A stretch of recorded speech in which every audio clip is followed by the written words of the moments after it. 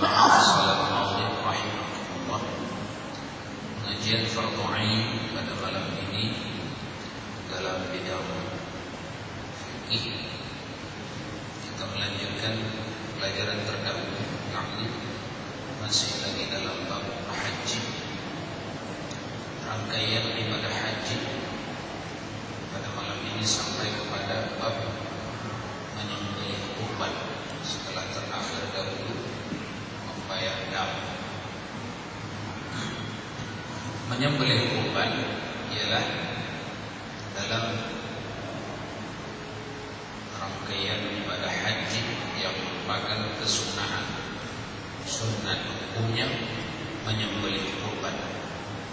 Adapun cara kesunatan itu telah diatur oleh syar'i, oleh hukum-hukum fikih kita. Maka secara ringkas akan kita bincangkan kedudukannya di dalam kitab-kitab fikih kita bermazhab Syafi'i. Menyembelih kurban itu dirumuskan dalam 5 sifat. Yang pertama, disunnatkan, hukumnya sunat muakkad bagi siapa saja yang masuk Makkah.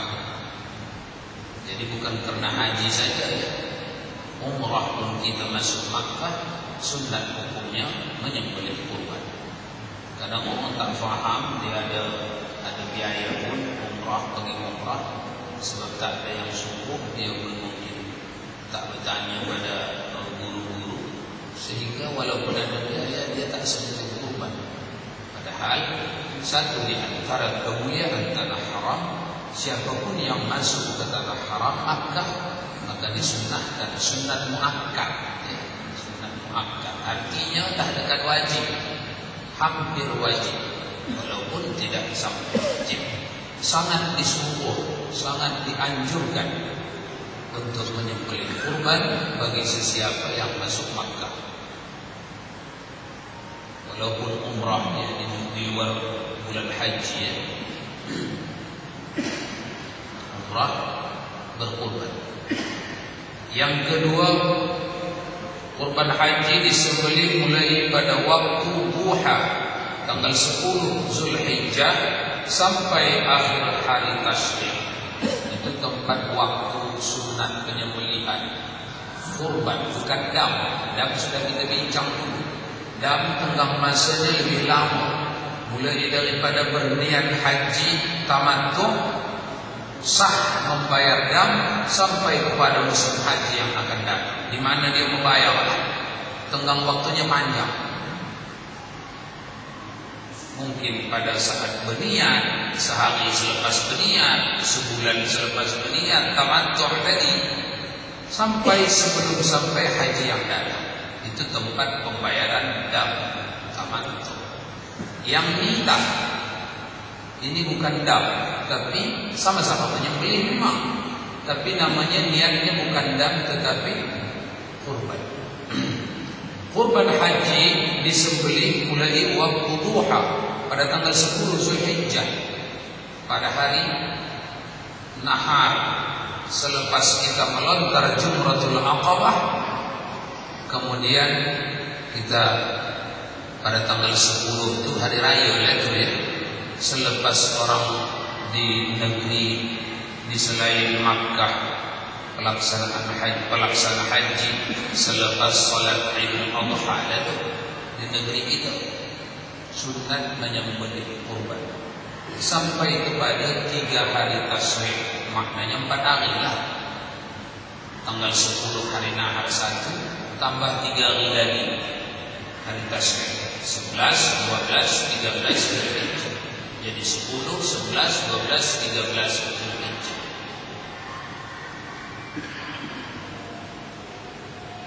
Sunat hukumnya menyembelih kurban. Kita pun di tanah air menyembelih juga pada hari nahar. Tak dapat di hari nahar itu, hari raya pertama itu, besok hari tasyrik kedua. Tak dapat di hari tasyrik kedua sebab lembunya belum ada jual, belum sampai, atau duit belum cukup, besok cukupnya, besok sembelih hari tasyrik ketiga. Nabi sangat menguatkan. Walaupun begitu banyaknya hadis yang menguatkan, bahkan bernada keras, namun hukum akhir daripada berkurban ini, baik kepada jamaah haji maupun yang tidak mengerjakan haji, tetaplah sunnah muakkad. Jangan kita menafsir hadis sendiri, mensyarah hadis sendiri, di mana syarahan kita nanti berbeza pula dengan para ulama-ulama ahli sunnah wal jamaah. Contoh di kitab hadis di Bukhari kita jumpai hadis Nabi, "Man kana lahu sa'ah wa lam yudah mata in sya'a yahudiyyan wa in sya'a nasraniyyan." Siapa yang sudah mampu berkurban tapi dia tidak berkurban, sila pilih dua kematian. Apakah anda mau mati Yahudi atau mau mati Nasrani? Hadis ini kalau kita fahamkan sepintas, apa hukum berkurban? Wajib. Sebab kalau dah ada duit mampu tapi tak berkurban, sila pilih Yahudi ke Nasrani. Kalau Islam tak, maknanya wajibnya. Begitu juga hadis lain lagi, "Man kana lahu sa'ah wa lam yudah fala yuqrabanna musallana." Siapa yang sudah mampu berkurban tapi dia enggan berkurban, dia tak mau berkurban, jangan dekat-dekat ke tempat kami sembahyang.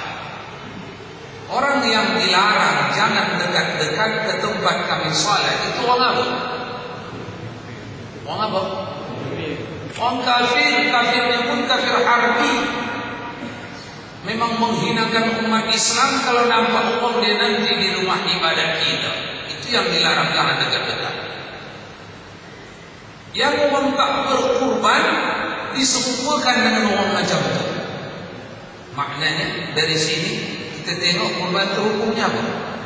Wajib.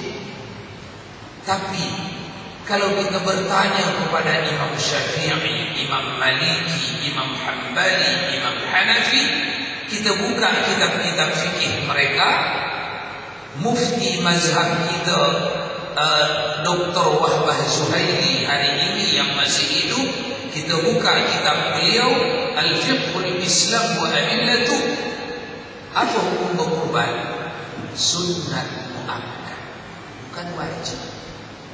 Bukan macam kita yang mengartikan hadis tadi wajib. Ingat di mana perbezaan? Nampak macam, apakah tak sampai hadis yang kita baca ini kepada Syafi'i, Hanbali, Hanafi, Maliki? Tak sampai gak ini hadis ini kepada mereka? Sampai. Justru sampai hadis ini dan sampai hadis yang lain lagi daripada ini.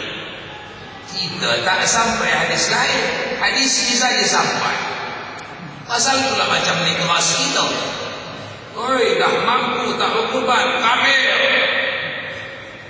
Kita kafirkanlah orang yang tidak dikafirkan Allah dan Rasul. Ustaz, tapi Nabi yang kafir, ya, berapa kali Nabi bercakap tentang ini? Kumpulkan semua. Itulah tugas ulama-ulama mujtahid yang tak semua orang mampu mengerjakan.